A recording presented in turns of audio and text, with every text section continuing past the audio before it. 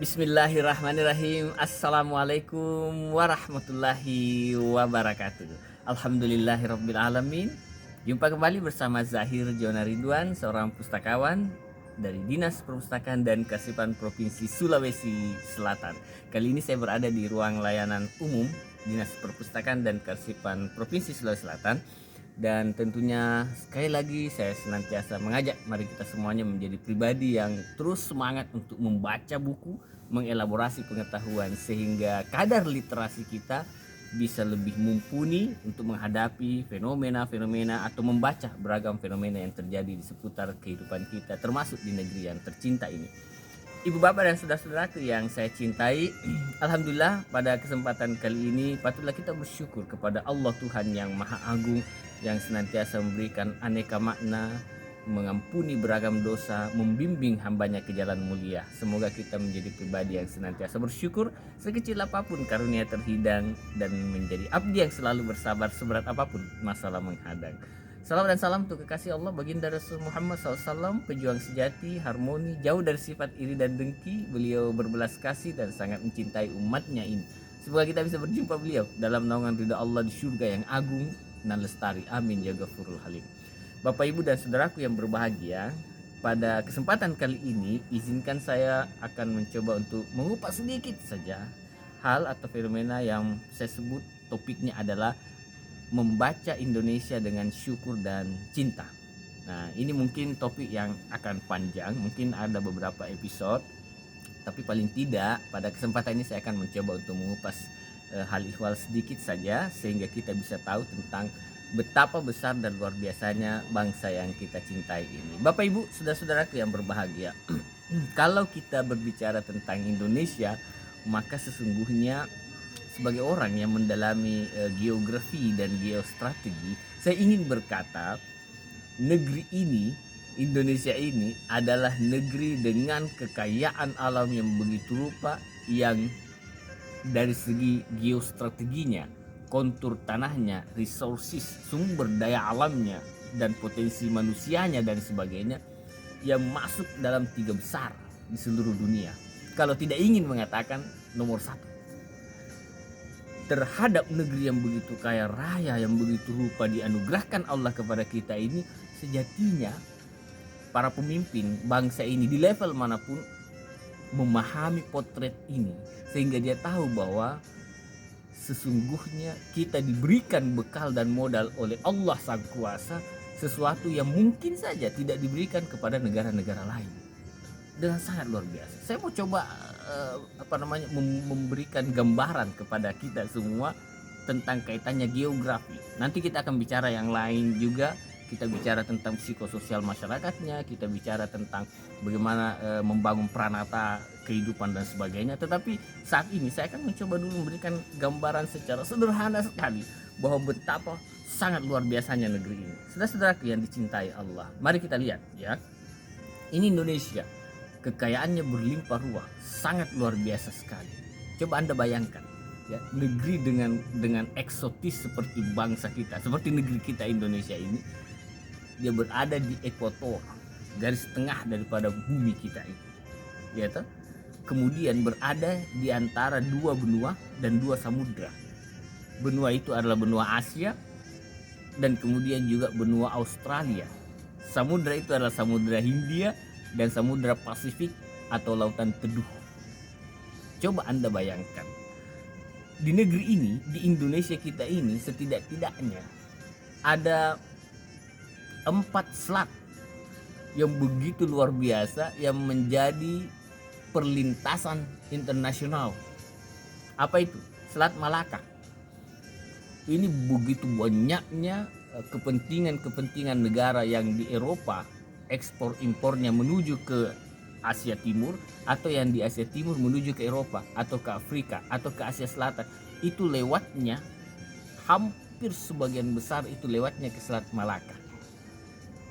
Barang dari Jepang, dari Korea, dari Cina dan sebagainya, dari Taiwan yang akan mengantar ke Afrika pasti lewatnya Selat Malaka. Umumnya lewat ke Selat Malaka, ya toh? Dari Laut Cina Selatan turun terus ya ke dekat Natuna, terus ke dekat Anambas, terus masuk ke selatannya Malaysia, mendekat Singapura, terus dia masuk ke Selat Malaka, nanti keluarnya ke sana dekat Aceh, keluarnya ke Selat Malaka, keluar ke sana dekat Aceh. Nah, terus kemudian naik ke Andaman, dari Andaman dia terus ke barat sampai bisa ke Afrika, bisa ke Timur Tengah, terus dia lewat terusan Suez masuk ke Eropa ya. Kemudian kalau misalnya dia ekspornya ke Eropa, tadi dia dari Samudra Hindia masuk ke Laut Merah, terusan Suez langsung Laut Tengah masuk ke Eropa ya. Begitupun dari Eropa ke sana pasti lewat. Coba bayangkan itu, negeri kita di Selat Malaka itu antara Indonesia dan Malaysia yang punya itu betapa luar biasanya, begitu banyaknya lintasan dengan tonase yang begitu besar dari kapal-kapal besar, kapal-kapal induk yang lewat ekspor impor dan sebagainya. Satu. Yang kedua apa? Selat Sunda. Selat Sunda juga merupakan alternatif orang biasa lewat. Selat Sunda itu antara Sumatera dan Jawa. Di situ ada selat, orang bisa lewat situ. Ya, negara-negara lain bisa membawa barangnya melintasi. Tapi dibanding Selat Malaka, Selat Sunda ini volumenya lebih sedikit melintasi itu dibanding Selat Malaka secara internasional. Apalagi Selat Lombok. Ya, ada Pulau Lombok di situ, ada Selat Lombok di situ. Itu biasa kalau barang-barang dari Australia atau yang dari selatan Indonesia menuju ke Asia Timur, dia naik ke lewat Selat Lombok, lalu melintas ke Selat Makassar. Jadi 4, Selat Malaka, Selat Sunda, Selat Lombok, dan Selat Makassar. Selat Makassar ini strategis sekali, yaitu antara Kalimantan dengan Pulau Sulawesi itu Selat Makassar. Bukan hanya perlintasan Bapak Ibu, dari utara ke selatan, dari Cina, dari Taiwan, dari Korea Selatan, dari Jepang, kalau barang-barangnya mau bawa ke Australia, lewatnya ke Selat Makassar, masuk ke Selat Lombok terus ke Australia. Sebaliknya kalau dari Australia ke atas ke utara, Selat Lombok, Selat Makassar naik ke utara. Bapak Ibu, saudara yang berbahagia, coba Anda bayangkan. Dan bukan hanya itu, kekayaan alamnya itu di Selat Makassar itu ada cadangan minyak bumi, ada cadangan potensi gas alam di sekitar situ sampai ke daerah utara, sampai mendekat Pulau Sebatik di Kalimantan Timur. Ada perbatasan itu Sebatik, antara di utaranya itu Malaysia, di selatannya itu Indonesia, dan masih banyak lagi. Ini negeri begitu luar biasanya Bapak Ibu, eksotis dan punya potensi kekayaan yang begitu rupa, yang sejatinya kita syukuri. Syukuri itu bukan cuman ya Allah terima kasih atas anugerahmu, alhamdulillah, bukan hanya itu. Syukur itu memanfaatkan semua potensi yang Allah berikan dalam kerangka supaya kita mampu untuk menjadikan nikmat dan karunia Allah itu maslahat bagi kehidupan yang harmoni, yang Allah ridho. Itulah maknanya syukur. Nah, sejatinya pemimpin-pemimpin di negeri ini tahu itu, dan saya mengerti mereka tahu. Kalau sudah tahu, yuk sama-sama gerakkan bagaimana caranya membangun potensi besar. Kalau bicara mangan, boksit, Indonesia jagonya negeri ini. Bicara timah, Indonesia apa? Tuh di Bangka Belitung itu timahnya luar biasa Bapak Ibu. Mau bicara minyak bumi, ini negerinya minyak bumi. Selain di Timur Tengah, Indonesia itu salah satu negara penghasil minyak bumi. Gas alam, ini Indonesia potensinya. Geotermal, panas bumi, Indonesia jagonya. Mau bicara kayu dan hutan, ini negeri dihiasi oleh hutan-hutan alam dan hutan hujan yang begitu indah. Iya tuh, dari Sabang sampai Merauke, Miangas sampai Rote. Mau bicara eksotisnya pulau, ini negeri yang memiliki keeksotisan pulau yang sangat luar biasa Bapak Ibu. Sebagai orang yang mendalami geografi, saya terkagum-kagum sambil meneteskan air mata betapa luar biasanya negeri ini, betapa kayanya potensi. Iya tuh. Mau bicara nikel ini kita masuk 2 besar di seluruh dunia. Tempatnya di mana? Sulawesi, penghasil nikel. Biji besi itu Sulawesi. Kadar tanahnya itu, potensi geologisnya itu luar biasa. Bicara apa lagi?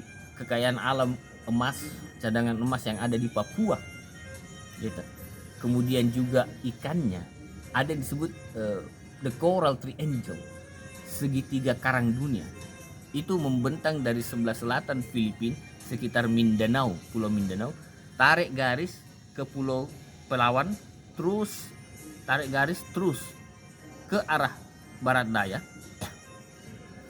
barat laut, terus sampai ke daerah sekitar Sumatera.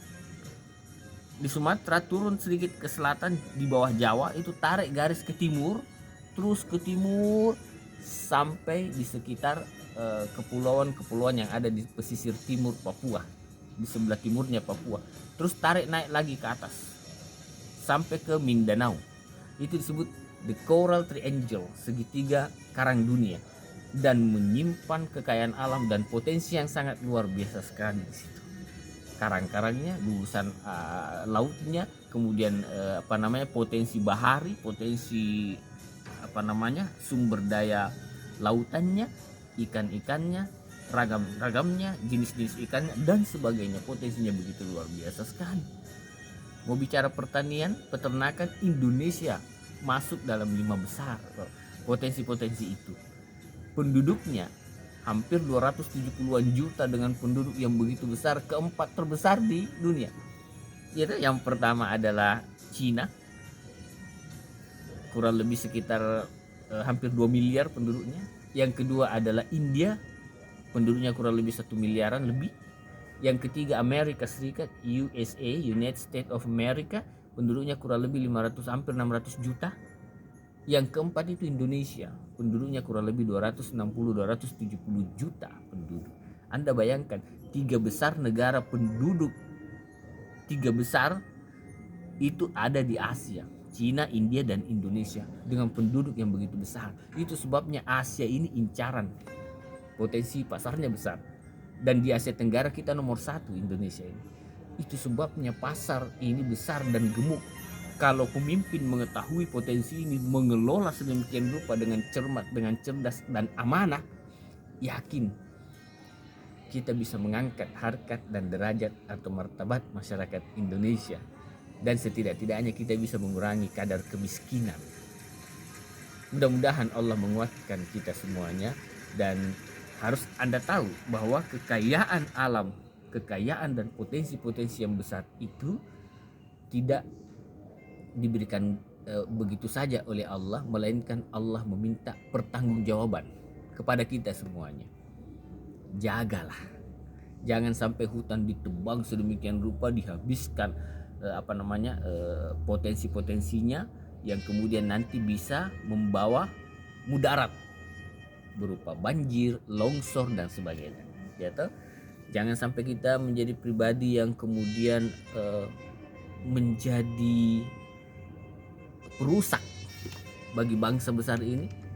Kita menghancurkan dan saling menista, saling menghancurkan, saling memaki antara satu dengan yang lainnya, yang menyebabkan sang kuasa itu marah dalam bentuk terjadilah bencana-bencana. Bencana itu bisa bencana alam, gempa bumi, angin kencang, longsor dan sebagainya, tapi bisa juga bencana psikososial.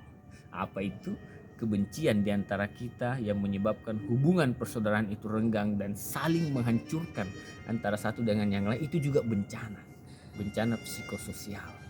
Dan kalau itu terjadi, dampaknya tidak kalah hebat daripada bencana alam. Oleh karena itu, mari kita menjaga semua ini. Mari kita mensyukuri Indonesia ini atas karunia Allah, negeri ini dengan kekayaan alam dan potensinya yang begitu rupa. Syukurilah dan nikmati anugerah Allah. Kita dihadiahkan negeri yang begitu eksotis, yang begitu indah, dengan kekayaan pariwisata dan potensinya yang begitu rupa, yang sudah sejatinya mengantar kita untuk menjadi masyarakat yang lebih sentosa barangkali seperti itu. Bapak, Ibu, dan saudaraku yang saya cintai di jalan Allah, sekali lagi kita syukuri itu dengan cinta, bahwa kita bangun kekuatan, upaya untuk ikhlas, berupaya mencintai Allah sang pemberi karunia, mencintai agama kita masing-masing untuk membangun pranata dan nilai, dan mencintai masyarakat karena Allah, dan mencintai negeri ini dalam kerangka bersyukur bahwa kita jadikan semua yang Allah anugerahkan ini sebagai potensi jalan kita untuk beramal saleh dengan cara apa? Membuka semua potensi dan keran-keran kebaikan dalam mengelola dan melihat semua sumber-sumber daya yang ada di negeri ini. Mudah-mudahan dengan seperti itu kita menjadi pribadi yang tangguh yang bisa memberi sumbangsi bagi kebaikan bangsa kita, dan kelak setelah kita meninggal dunia kita meninggalkan jejak-jejak kebaikan bagi masyarakat yang akan datang kemudian. Terima kasih, itu saja yang bisa saya sampaikan. Kita jumpa kembali nanti pada episode-episode selanjutnya dan kita akan kupas lebih dalam dan lebih detail. Saya Zahir Juwana Ridwan, seorang pustakawan Dinas Perpustakaan dan Kasipan Sulawesi Selatan. Sebelum saya tutup, saya ingin menghadiahkan pantun untuk Anda semuanya. Negeri sembilan nun jauh di sana, elok negerinya di semenanjung Malaysia. Negeri impian Indonesia, subur tanahnya di sanjung dunia. Terima kasih. Billahi taufik wal hidayah. Assalamualaikum warahmatullahi wabarakatuh.